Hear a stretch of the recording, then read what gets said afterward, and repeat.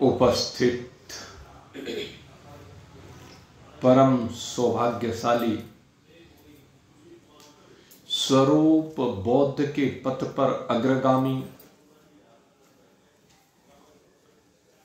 माया के बंधन को काटने के लिए उद्यत जिज्ञासु वृंद, विचार सागर के इस प्रकरण में हम नित्य है निरंतर अब उस ओर बढ़ रहे हैं जहां पर समस्त जन्म मरण आदि के दुखों की कल्पना सदा सदा के लिए निवृत्त हो जाती है। यहां पर स्वामी निश्चलदास जी बताते हैं कि वो केवल अपने स्वरूप का ज्ञान है जिसके द्वारा ये अज्ञान से कल्पित जन्म और मृत्यु दोनों सदा सदा के लिए हमारी इस जीवन यात्रा से बाहर निकल जाएंगे। कर्म और उपासना इन दोनों से ही जन्म मृत्यु के दुख को काटा नहीं जा सकता, क्योंकि उपासना के माध्यम से अगर यदि हम बात करें तो एक उपास्य होता है, एक उपासक होता है।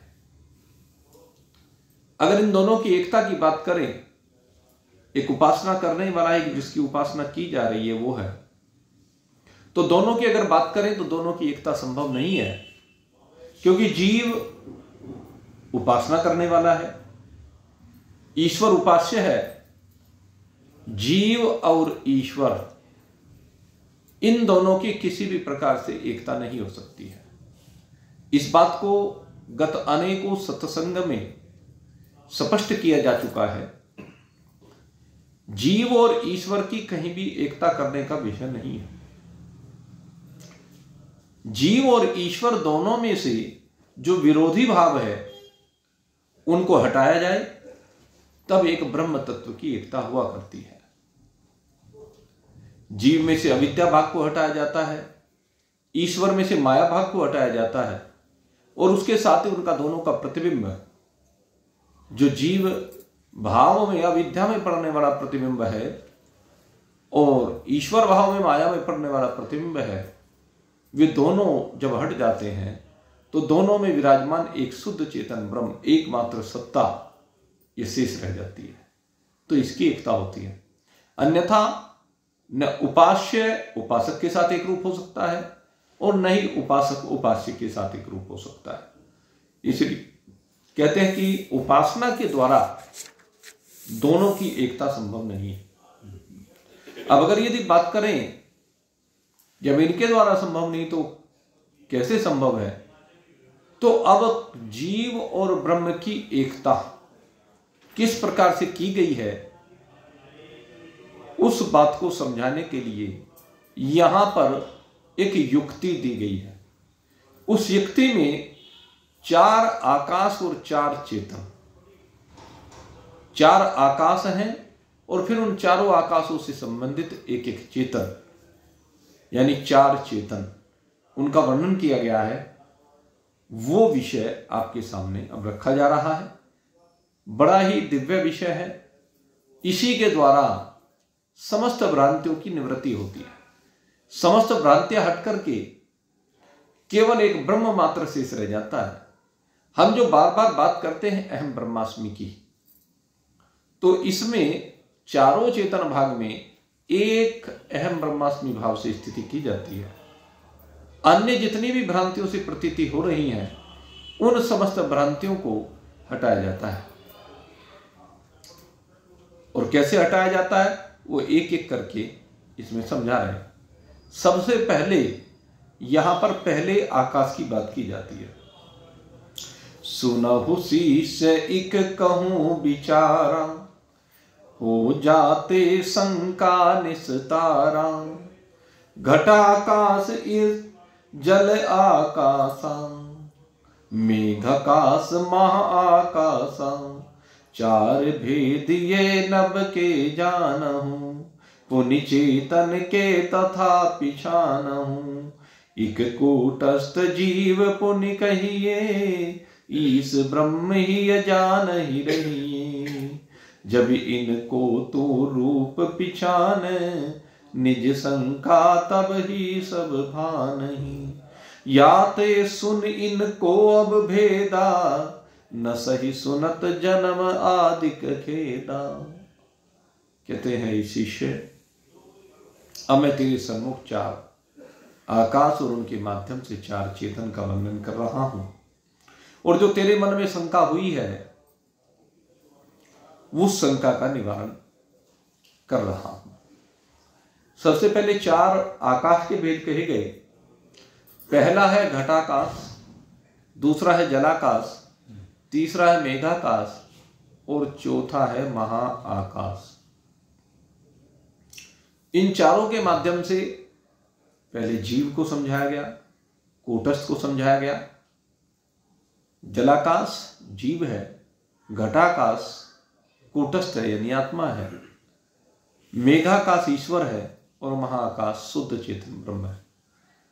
इन चारों के माध्यम से समझाया गया। एक एक का वर्णन करते हैं। सबसे पहले घटाकाश। घटाकाश किसे कहते हैं ये समझना है पहले।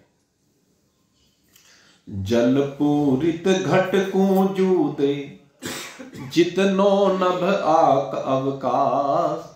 जल पूरित घट को जूदे, जितनो नभ अवकाश। युक्ति निपुण पंडित कहें, ताकू घट आकाश।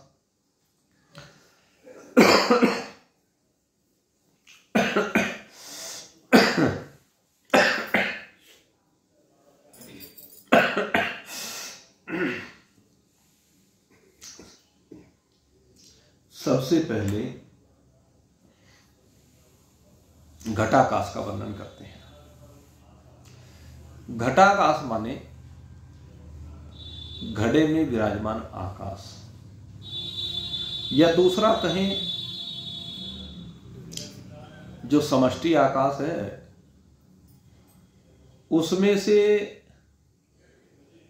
वो आकाश जो घड़े को रहने के लिए स्थान देता है, उतना आकाश, उसको घटाकाश कहते हैं। घड़े के माध्यम से अगर इसको हम समझा जाए तो घड़े के माध्यम से आप ध्यान करें, एक तो घड़ा होता है, एक घड़े के अंदर का खाली स्थान होता है। घड़ा जो मिट्टी से बना हुआ है, तो मिट्टी से बना हुआ जो घड़ा है वो भी शामिल है। इतना जो आकाश है, आकाश को हमें कैसा समझना चाहिए? आकाश एक पारदर्शी तत्व है। पारदर्शी तत्व से मतलब है आकाश ऐसा तत्व है जिसमें से सब कुछ पास हो सकता है, जिसमें सब कुछ गुजर सकता है। जैसे इस चश्मे के लेंस से प्रकाश एक साइड से दूसरी साइड चला जाता है, यानी इसके अंदर को होके जाता है, इसके अंदर कोई तो होके जाएगा। अगर हम वायु की बात करें तो वायु इसके अंदर को प्रवेश नहीं कर सकती है, लेकिन प्रकाश प्रवेश कर जाता है। इसी प्रकार से आकाश के लिए कहा गया, आकाश इस लेंस की परत के अंदर भी है, घड़े की परत के अंदर भी आकाश है। घड़े की जो परत है उसके अंदर भी आकाश विराजमान है। तो जितना आकाश घड़े की परत के अंदर है और जितना आकाश घड़े के खाली स्थान में है, ये पूरा का पूरा मिलाकर के घटाकाश कहलाता है। इसको आप दुनिया में जितने भी तत्व हैं उनमें से किसी के भी माध्यम से आप समझ सकते हैं। जैसे आप ये चश्मे का खोल देख रहे हैं, कवर देख रहे हैं, इस चश्मे के खोल में आप देखें, इसमें और घड़े में कोई फर्क नहीं है। इसके अंदर भी एक खाली स्थान है जिसमें चश्मा रखा जाता है, खाली स्थान। ये हमने बंद किया तो खाली स्थान तो है ना, और ये परत भी। तो जितना आकाश इस खाली स्थान में, अंदर के स्थान में जमा, इस परत के अंदर, ये प्लास्टिक की बनी हुई जो खोल है, इस प्लास्टिक के अंदर भी आकाश है। प्लास्टिक के अंदर विराजमान आकाश और इस खोल के अंदर विराजमान आकाश, दोनों मिलाकर के घटाकाश कहलाता है। इन दोनों को घटाकाश कहते हैं।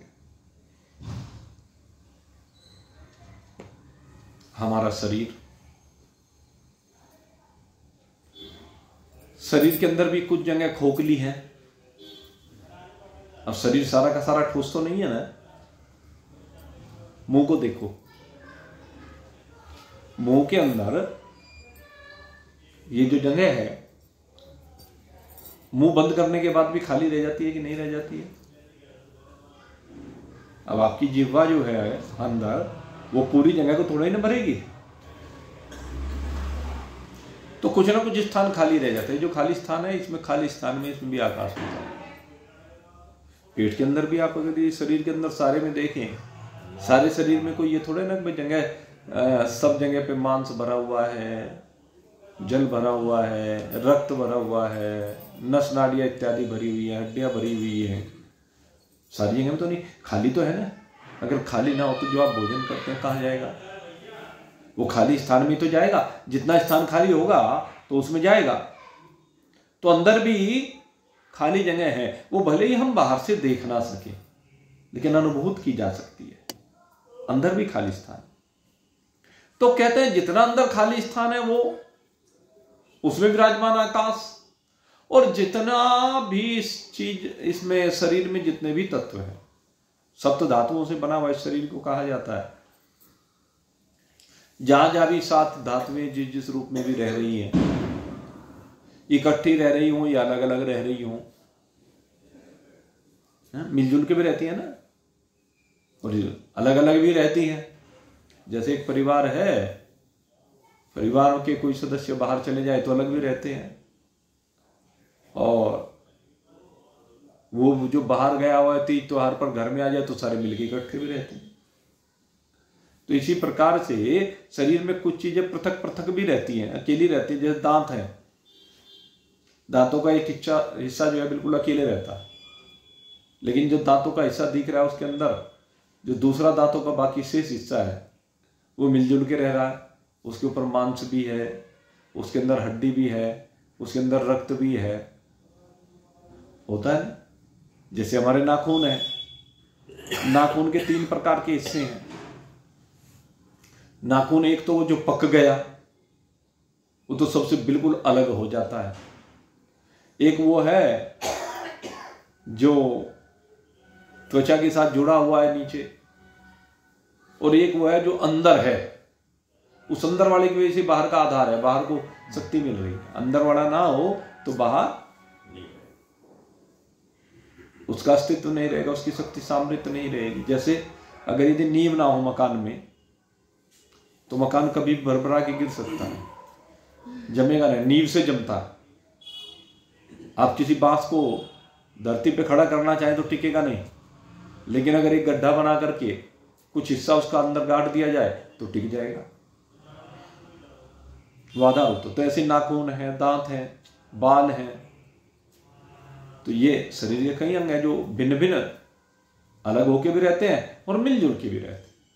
तो खैर कोई कैसे भी रहे, कोई भिन्न भिन्न प्रकार से रहे या मिलजुल के रहे, कहते हैं उस सब के अंदर आकाश विराजमान है। शरीर के प्रत्येक अवयव में आकाश विराजमान है। और आकाश कैसा है? कहते हैं ओतप्रोत है। यह आकाश पूरे शरीर में, हर पदार्थ में, घड़े में या अन्य जो भी पदार्थ कहें, सबके अंदर पूरी तरह से ओत प्रोत खचाखच ठसाठस जैसे कह देते हैं भरा हुआ, जैसे गिलास में दूध आप भर देते हैं तो दूध कैसे भर जाता है, उसमें कुछ भी रत्ती मात्र भी एक सुई की नोक के बराबर भी जगह ना रहे। अगर सुई की नोक भी उसमें प्रवेश करती है तो उससे उसका जल का जो लेवल है वो कुछ ना कुछ अप हो जाएगा। कितना होगा वो एक अलग बात है, हमारी आंखें पकड़े या ना पकड़े, लेकिन हो जाता है। इसी प्रकार से कहते हैं यह दूध ओत प्रोत है लोटे के अंदर, गिलास के अंदर, कटोरी के अंदर, उसी प्रकार से ये आकाश भी बिल्कुल ओत प्रोत है। जितना ये आकाश ओत प्रोत है, इस ओत प्रोत आकाश को ही घटाकाश कहते हैं।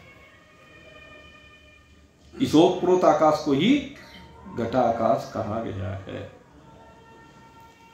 तो यह आकाश तो समझ में आ गया होगा, पहला आकाश ये होता है। दूसरे कहते हैं कि जलाकाश। अब दूसरा नाम क्या है? जलाकाश। जो ये घड़ा है पहले खाली है, लेकिन खाली घड़े के बाद फिर कहते हैं कि इसमें जल भर दो, पूरे घड़े को जल से भर दो। पहले आपने देखा होगा कि अधिकांश स्त्रियां घड़ों में कुएं पर से जल भर कर के लाया करती थी। जब कुएं नहीं थे, कुओं से पहले नदियों से जल भर के आया करता था। इसलिए पहले जितनी बसासत हुआ करती थी नदियों के किनारे हुआ करती थी,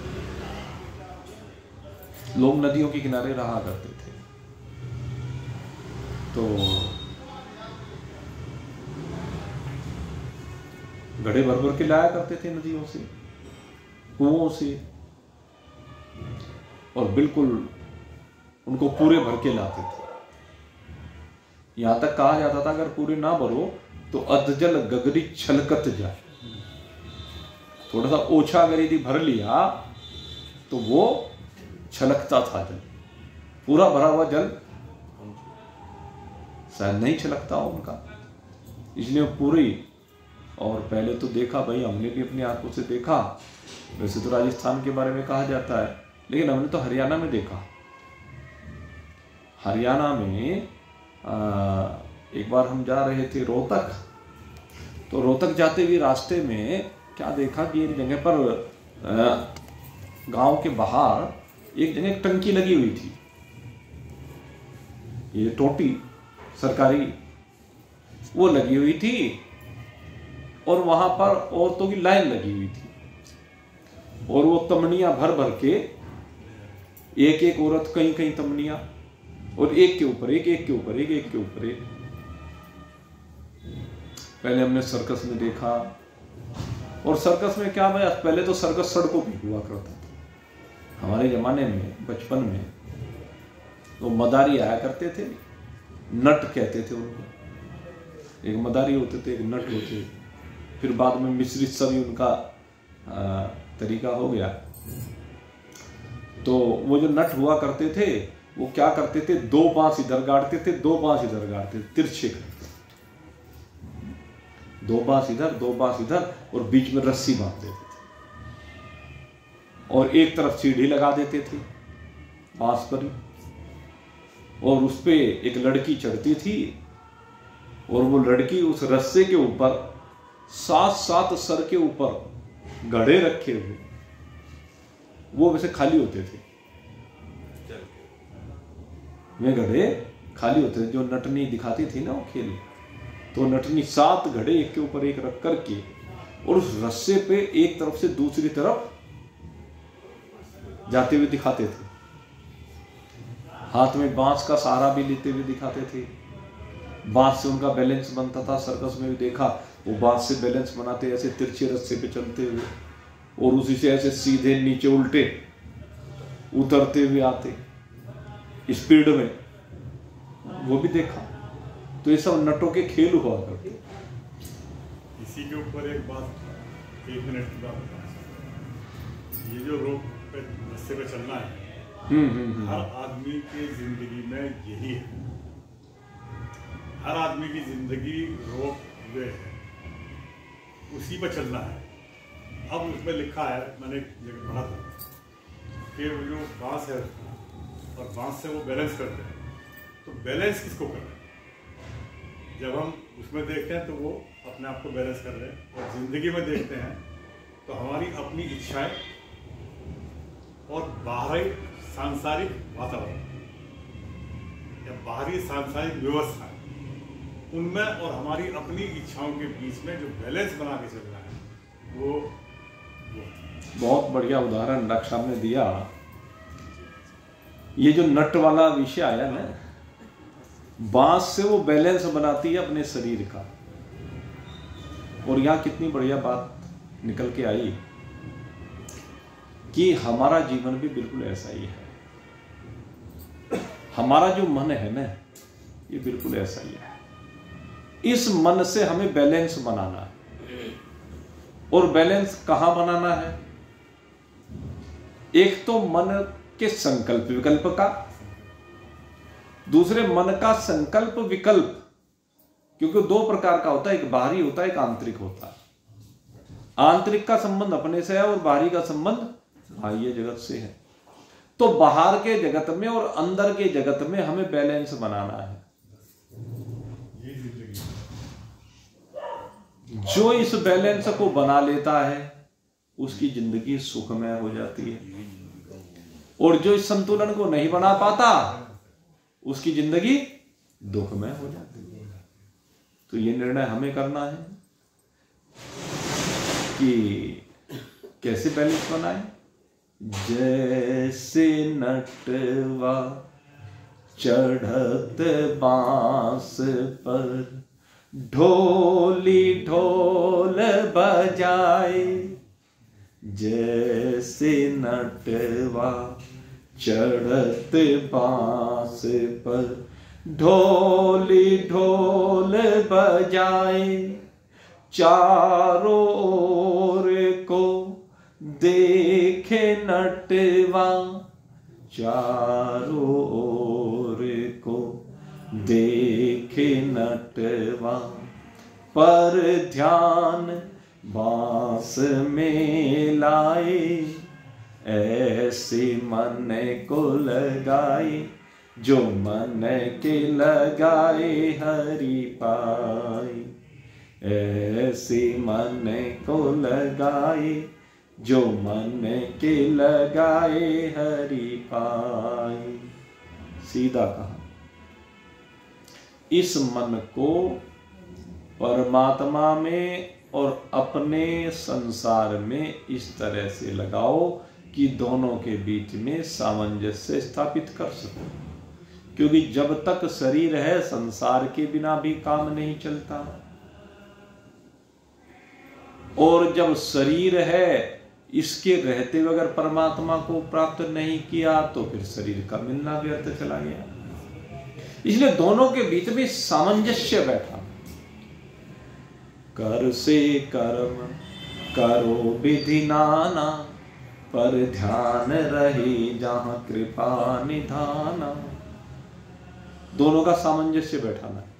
तन दुनिया में रहे भले ही, पर मन हरि चरणन ध्याए, कहत कबीर सुनो भाई साधो, सहज मुक्ति को।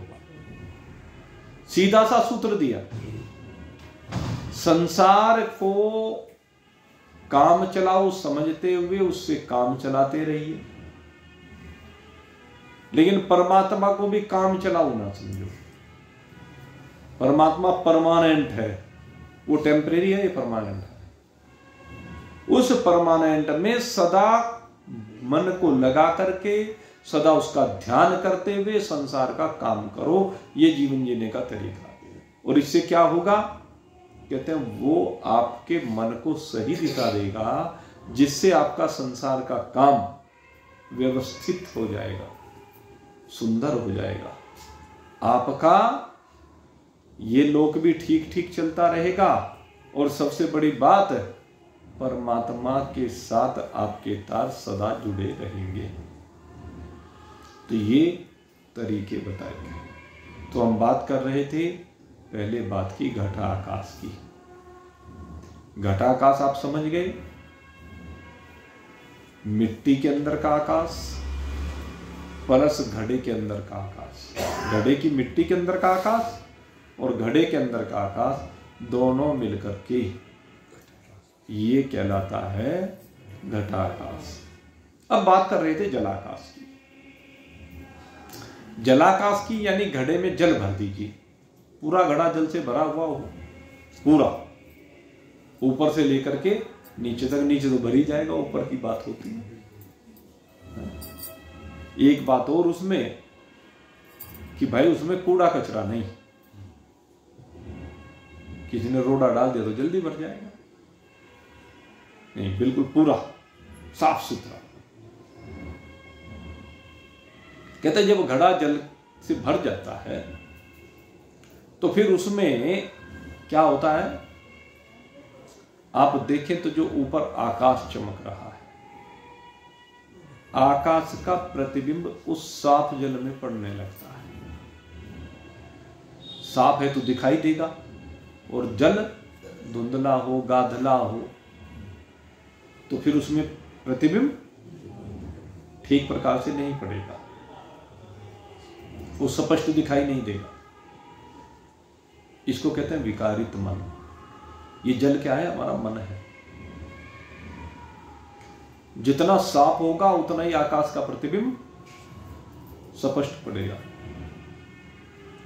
और जितना वो गाधला होगा, गंधेला होगा, कीचड़ होगा तो बिल्कुल भी दिखाई नहीं देगा। मन के अंदर क्या भरा हुआ है ये भी देखने की जरूरत है।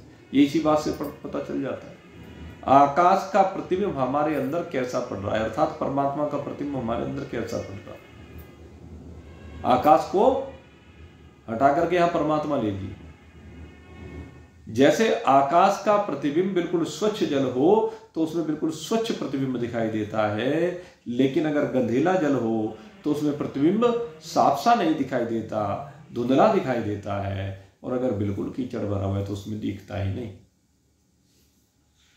ठीक इसी प्रकार से परमात्मा का प्रतिबिंब अगर यदि हमारा अंतःकरण, हमारा मन बिल्कुल स्वच्छ है तो स्वच्छ मन वाले के अंदर परमात्मा का प्रतिबिंब भी बिल्कुल स्वच्छ पड़ता है, सुंदर पड़ता है, स्पष्ट पड़ता है, एकदम उसे परमात्मा दृष्टिगोचर होने लगता है। जिसका मन साफ होता है, निर्मल मन जन सो मोह पावा, मोह कपट छल छिद्र न भावा।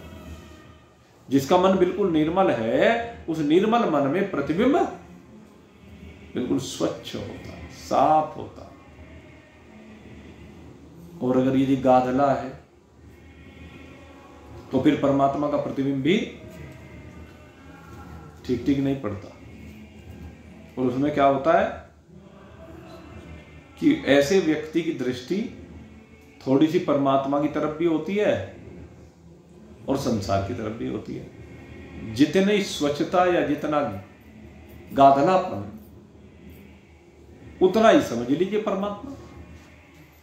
स्वच्छता परमात्मा के अधिकता को प्रकट करती है आपके अंदर, और गाधलापन, गंधेलापन वो परमात्मा की दूरी को प्रदर्शित करता है। इस तरह के प्राणी होते ही हैं संसार में। एक तो जिनका चित्त केवल परमात्मा में रमा रहता है, ऐसे महान पुरुष होते हैं। एक ऐसे होते हैं जिनका मन कुछ परमात्मा में, कुछ संसार में,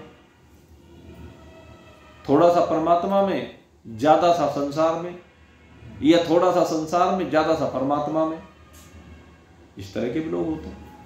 और एक ऐसे होते हैं जिनके अंदर कीचड़ भरा हुआ होता है, तो वहां पर उनका मन पूरी तरह से केवल संसार की कीचड़ में फंसा रहता है, और वे उस दलदल में फंसे रहते हैं। पानी में तो आदमी तैर के बाहर निकल जाए, लेकिन जहां दलदल होती है वहां से निकल नहीं सकता, फंसा रहता है और वहीं मर जाता है। तो हमें अगर किसी के अंदर कीचड़ ही भरी हुई है तो कीचड़ से धीरे धीरे स्वच्छता की ओर जाना, और स्वच्छता की ओर जाते जाते एक दिन इस मन को बिल्कुल निर्मल कर देना है। ऐसा हमारा प्रयास होना चाहिए, और इस प्रयास में सत्संग सबसे अधिक लाभकारी होता है। बिनु सत्संग विवेक न होई, और राम कृपा बिन सुलभ न सोई। बिना सत्संग के किसी को विवेक प्राप्त नहीं होता, बिना सत्संग के कोई इस दलदल से बाहर नहीं निकल पाता है, बिना सत्संग के तो इस दलदल में फंसा ही रहता है। ये दलदल इसे अपने अंदर ऐसे फंसा के रखती है, इसके पैर छोड़ के नहीं देती। लेकिन जो उद्यमी होते हैं, परिश्रमी होते हैं, मेहनत करते हैं, वे इस दलदल से बाहर निकल जाते हैं। अर्जुन ने प्रयास किया तो वो दलदल से बाहर निकल गया, परीक्षित ने प्रयास किया तो वो दलदल से बाहर निकल गया। ऐसे ही जो भी प्रयास करता है वो दलदल से बाहर निकल जाता है, यही नियम। तो खैर, ये जो जलाकाश है, इस जलाकाश में अब 3 चीजें होती हैं, हम चिंतन करें। एक तो भाई ये घड़ा है, घड़े की मिट्टी भी है ना, एक जल है, और एक इसमें पड़ने वाला प्रतिबिंब है। और जब घड़े में जल भर दिया जाता है तो आप जानते होंगे, घड़े की जो मिट्टी है उसमें भी जल प्रवेश कर जाता है। वो भले ही उसकी मात्रा इतनी ना होती हो, लेकिन होता तो है। जैसे मान लीजिए रक्त है आपके शरीर में, अगर हम नसों की बात करें, रक्त वाहिनी जो नसें होती हैं उनमें रक्त ज्यादा होता है बेमुकाबले चमड़ी के। रक्त तो चमड़ी में भी होता है, रक्त तो इसके नीचे जो मांस है उसमें भी है, मांसपेशियों में भी असंख्य नसें होती हैं, उनमें भी होता है, लेकिन उनकी मात्रा कम होती है बेमुकाबले जो मुख्य है रक्तवाहिनी नसें होती हैं उनमें ज्यादा होता है। तो होता तो है ना, चमड़ी में भी जरा सी काटो कहीं से वहीं से रक्त निकल आता है, नखून तक काट तो कच्चा, वहीं से रक्त निकल आएगा। तो रक्त पूरे शरीर में सब जगह रहता है, लेकिन कम ज्यादा का फर्क होता है। ऐसे ही जल भी, घड़े के अंदर की बात करें तो ओतप्रोत है, लेकिन घड़े की उस मिट्टी के अंदर बात करें तो उसमें भी ओतप्रोत सा हो तो जाता है, लेकिन उसकी नमी आती है, उसकी नमी उसके अंदर प्रवेश कर जाती है। तो कहा कि इस जल के अंदर फिर आकाश का प्रतिबिंब पड़ता है। वो जो आकाश का प्रतिबिंब पड़ता है, अब इस घड़े में 3 चीजें हो गई। एक चीज तो इसके अंदर जल हो गया, दूसरी चीज इसमें घड़े में प्रतिबिंब हो गया, 2 चीज तो ये दिखती है, और तीसरी चीज अभी जो आपको समझा घटाकाश। जो घटाकाश अभी समझाया था, घटाकाश कौन सा था? घड़े की मिट्टी के अंदर भी आकाश और घड़े के अंदर भी आकाश। घड़े में जल भरने के बाद भी घड़े का आकाश कहीं जाता नहीं है। आई बात समझ? नहीं आई, बस यही समझना। घड़े के अंदर जो आकाश है, घड़े में अगर यदि हमने जल भी भर दिया तो जल भरने के बाद भी आकाश उसमें से कहीं जाता नहीं है, आकाश वहां पर फिर भी रहता है। अब इसको प्रमाणित करना पड़ेगा, बात तो है ना, ये प्रमाणित होना चाहिए कि कैसे रहता है इसके अंदर आकाश।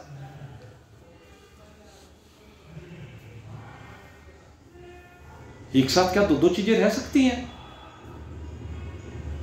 चिंतन करें। अब इसका प्रमाण हमें अपनी इस समष्टि प्रकृति से मिलता है। सर्वत्र आकाश है, जहां बैठे हुए हैं, खाली स्थान जो है ये सारा आकाश है। इस आकाश में अंधकार था, ट्यूब जलाई तो ट्यूब जलाने पर प्रकाश हो गया, यहां से आकाश कहीं चला गया है क्या? प्रकाश भी यहां पर आ गया और आकाश भी, दोनों चीज एक साथ विराजमान है कि नहीं है? यहां और तीसरी बात मैं वायु की करूं, अगर वायु ना होती तो यहां बैठे हुए हमारे अंदर प्राणों का संचार ना हो रहा था।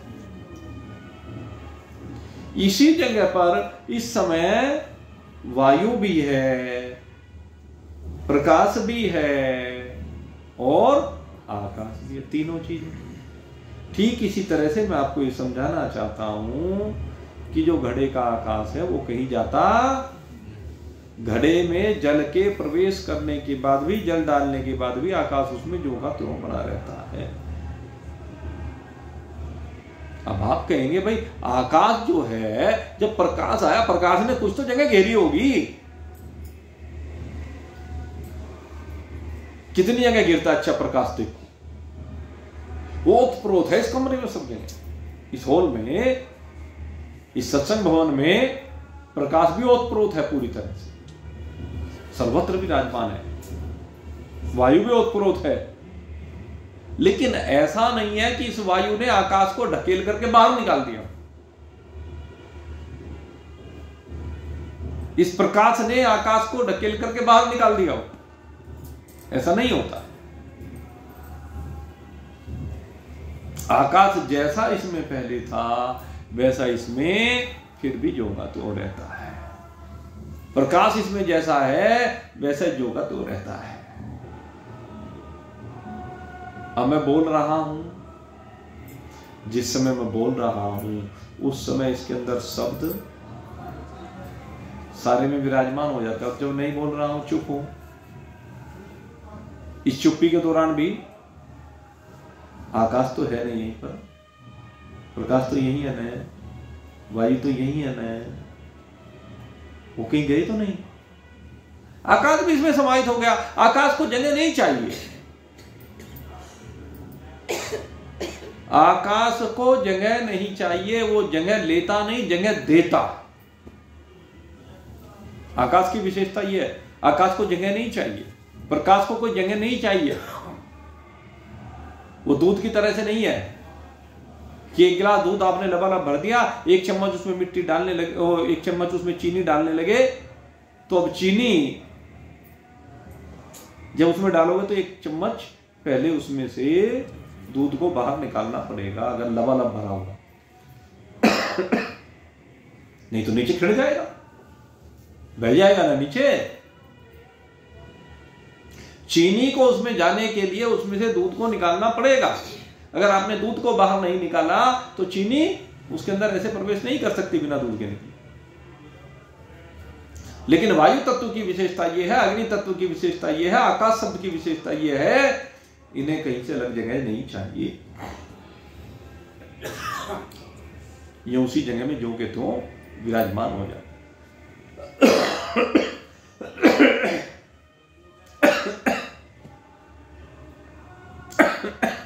ठीक इसी प्रकार से समझना, ये बात आप लोगों की समझ में आ गई ना। आकाश के अंदर अग्नि को रहने के लिए किसी अलग से स्थान की आवश्यकता नहीं है, वायु को किसी स्थान की आवश्यकता नहीं है, शब्द को किसी स्थान की आवश्यकता नहीं है। ठीक इसी प्रकार से इस शरीर के अंदर रहने वाले जीव को किसी भी स्थान की आवश्यकता नहीं है। वो जीव भी इस पूरे शरीर में उसी प्रकार से ओतप्रोत हो जाता है, रम जाता है, जैसे शब्द सारे होल में रम गया, प्रकाश सारे होल में रम गया, अब वायु सारे होल में प्रवाहित हो गई। ऐसे ये जीव, कौन सा जीव? जो किसी भी शरीर में विराजमान है, जो जीव जौन से भी शरीर में विराजमान है, जिस भी शरीर में वो प्रवेश कर रहा है, उस पूरे शरीर में रम जाता है। और यही कारण है कि जब ये जीव इस शरीर से बाहर निकलता है, एक दिन जब जिसने इसमें प्रवेश किया वो एक दिन बाहर भी निकलेगा। एक दिन ऐसा आता है कि ये जीव इस शरीर से जब बाहर जाता है तो मेरे मित्रों, शरीर से जीव के बाहर जाने के बाद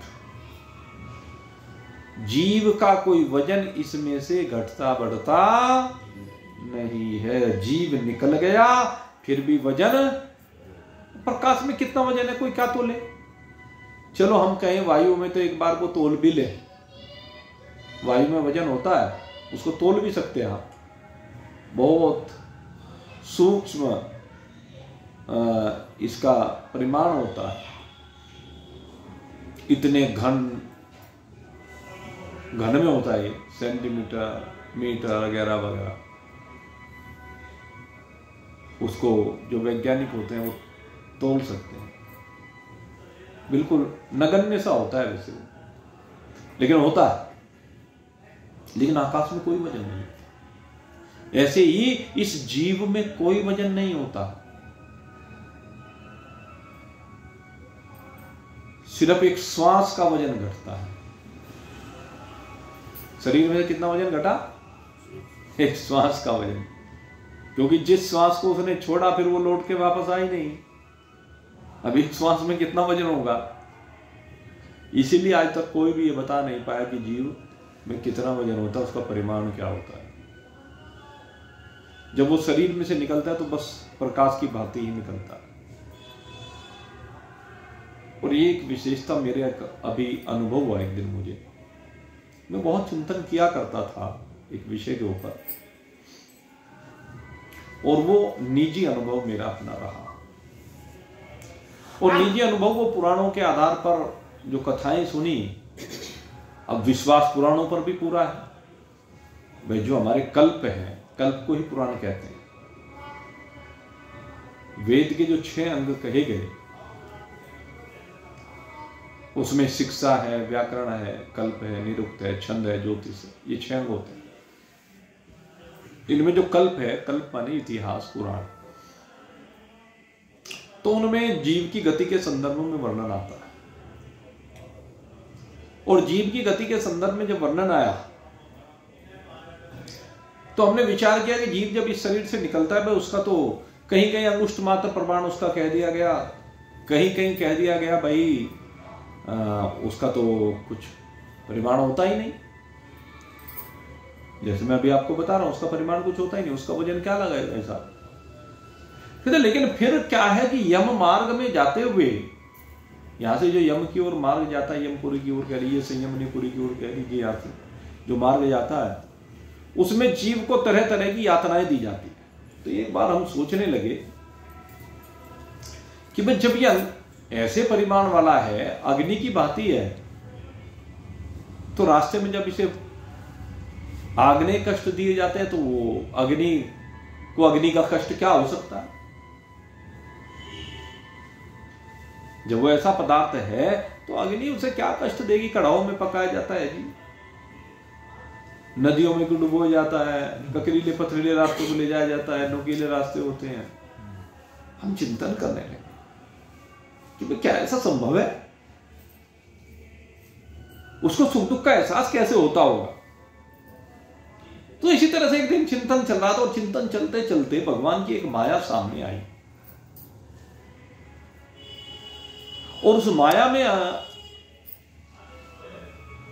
हमने इस बात का पता लगाने का प्रयास किया कि ये जीव जब इस शरीर से निकल के जाता है तो उस यात्रा में इसको कष्ट होता है। ये चूंकि हम मानते हैं, हमने शास्त्र में पढ़ा, और हमारी मान्यता यह है कि जो हमने पढ़ा है वो 100% सत्य है, उसमें 1% लेस मात्र भी झूठ नहीं है। हमारे जो शास्त्रकार है वो झूठ क्यों लिखेंगे? अच्छा बताओ, वो तो सारी भगवान की वाणी है, वो झूठ क्यों लिखेंगे? झूठ क्यों बताएंगे कि ऐसा होता है, जीव के साथ ऐसा होता है? जब उन्होंने कोई भी बात झूठ नहीं लिखी तो ये क्यों लिखा? झूठ लिखते थे, सत्य है। तो हमने चिंतन किया, और चिंतन करने के बाद देखा, एक तो मैंने क्या देखा कि जब यह जीव इस शरीर से बाहर निकलता है तो पहले तो कपाल क्रिया वाली बात देखिए।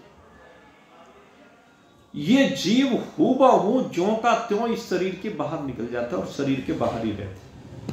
इस शरीर से विलग नहीं रहता, पहला विषय तो आपको बता। इस शरीर से पूरी तरह से डिस्कनेक्ट नहीं हो पाता। जीव यहां से निकल जाता है और जैसी आकृति आप देख रहे हैं, जो कि तू ऐसी आकृति रहती है उसकी। वो सुनता भी है, वो देखता भी है, बोलता भी है, लेकिन उसकी वाणी को कोई सुन नहीं पाता। समस्या ये। और उसके शरीर को कोई देख नहीं पाता, लेकिन वो सब कुछ देखता है। जब उसने शरीर को छोड़ दिया, कौन कौन रोने के लिए आया, कौन कौन हंसने के लिए आया, कौन कौन उसकी चर्चा करने के लिए आया, क्या चर्चा कर रहा है, वो सब कुछ देखता है। कब तक देखता है? जब तक उसका अंतिम संस्कार नहीं होता। अंतिम संस्कार जिस समय उस जीव का होता है, तब वो धनंजय नाम का प्राण निकला और वो यहां से एकदम इतनी तेजी के साथ फिर यहां से चलता है, पूरी तेजी के साथ यहां से चल देता है। उसको वायु शरीर आप कहें, उसको ज्योतिर्मय शरीर आप कहें, उसमें अंतःकरण भी रहता है, उसमें सब चीज रहती है, और वो जरूर हूबहू बिल्कुल इस शरीर के जैसा ही होता। फर्क ये है कि उस शरीर को यहां के लोक वाले नहीं देख पाते, लेकिन जो दूसरे आते हैं लोक से, वे उस शरीर को देखते हैं और वे उसको लेकर के जाते हैं। वो शरीर जो का तो ऐसा ही होता है। रास्ते में सुखद परिस्थितियां भी मिलती हैं और दुखद भी मिलती हैं, यहां से यमलोक के मार्ग में, और वो सब उसे सहन करनी होती है, उसको सब चीज होती है। जब यहां के कोई रोता है ना, तो उसे उसके रोने का, रोते हुए देख करके उसे भी दुख होता है। जब कोई आकर के उसके बारे में प्रशंसा करता है, ऐसा जीवन जी के गया, तो उसको सुख भी होता है, क्योंकि वो सुन भी रहा है, देख भी रहा है, कह भी रहा है, लेकिन वो उसका कहना आप लोग कोई सुन नहीं पा रहे। फर्क ये, क्योंकि उस समय उस वाणी को कोई समझ सकता है, यानी जो यमदूत हैं वे समझ सकते हैं, वे सुन सकते हैं। केवल उसकी बोलने की क्षमता केवल इतनी सीमित हो जाती है, उसकी वाणी का जो प्रसार है वो इतना मात्र हो जाता है कि उसको ग्रहण करने की सामर्थ्य उनके अंदर ही होती है, हम लोगों के अंदर नहीं होती। ये मैं आपको निजी अनुभव की बात बता रहा हूं। निज अनुभव अब कहूं खगेशा। जैसे कागभूषण जी ने निज अनुभव कहा, भगवान शंकर ने भी अपना अनुभव कहा। सत हरि भजन जगत सब सपना, सत हरि भजन जगत सब सपना। ये गिरजा को भगवान ने समझाया और अनुभव कहा। तो अपने अपने अनुभव होते हैं, और अनुभव से ही अपने स्वरूप का बोध होता। हम कहते तो हैं कितने दिन हो गए, इतना समय लग गया, समझ में नहीं आया खेल। तो भाई साधनाओं में कमी है, नहीं तो अनुभव हर चीज का होता है और सबको हो सकता है। कहीं हमारे चिंतन में कमी है, कहीं हमारे स्वाध्याय में कमी है, कहीं हमारी लगन में कमी है।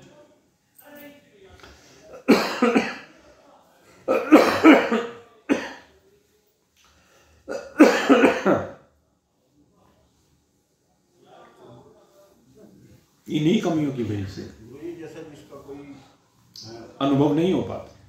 जैसा कि हम ही हैं सनातन धर्म में, तो पूरा शव का जो है अंत्येष्टि वगैरह पूरी की जा, कुछ ऐसे भी धर्म है जिनमें अंत्येष्टि वगैरह सही तरीके से नहीं होती, जैसा गाया जा रहा है, तो उनमें जो है फिर धनंजय नाम का प्राण कैसे?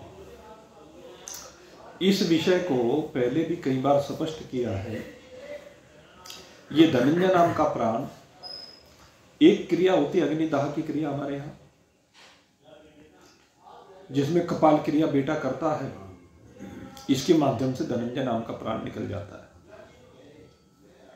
दूसरे क्या है कि कुछ लोग दफनाते हैं, तो दफनाने पर भी कुछ समय के बाद खोपड़ी फट ही जाती है, वो तो सारा शरीर गल जाता है, धीरे धीरे गलने लगता है शरीर, तो गल करके तब निकल जाता है।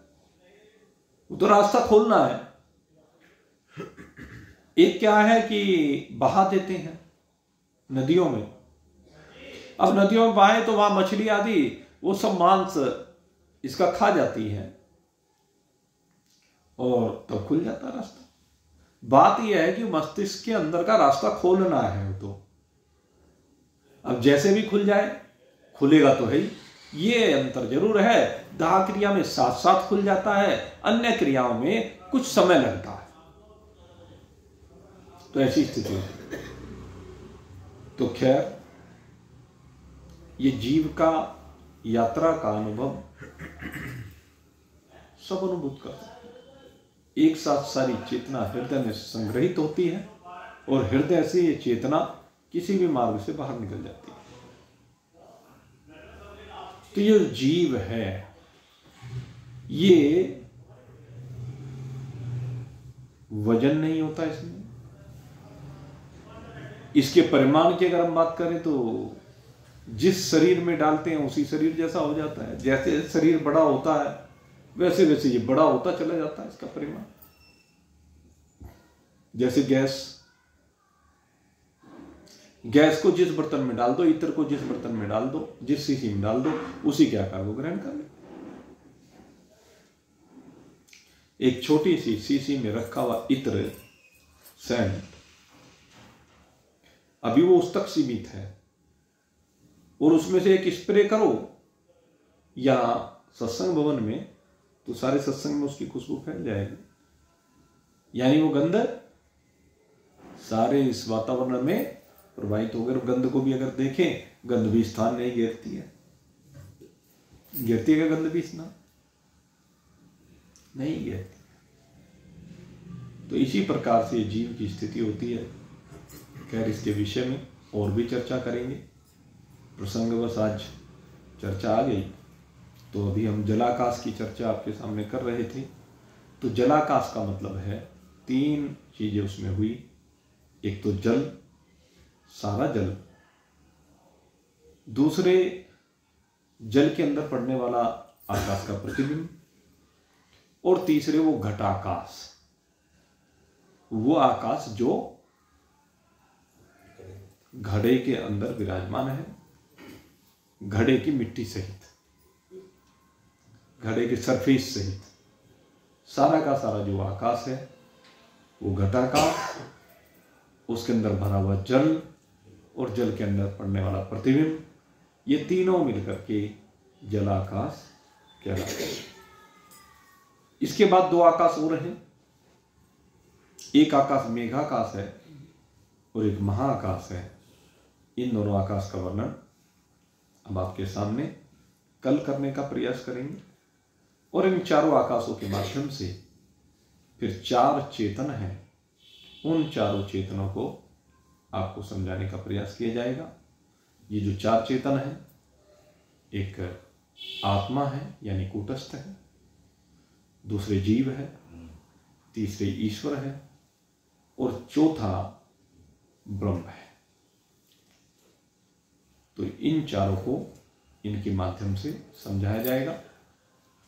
अब देखिए, कल जितना भी हो पाएगा आपके सामने इस विषय को रखेंगे। अब यहीं पर आज चर्चा को विश्राम देते हैं। बोलिए सच्चिदानंद भगवान की, मोर मुकुटमंसी वाले की, श्यावर रामचंद्र भगवान की, उमापति महादेव की।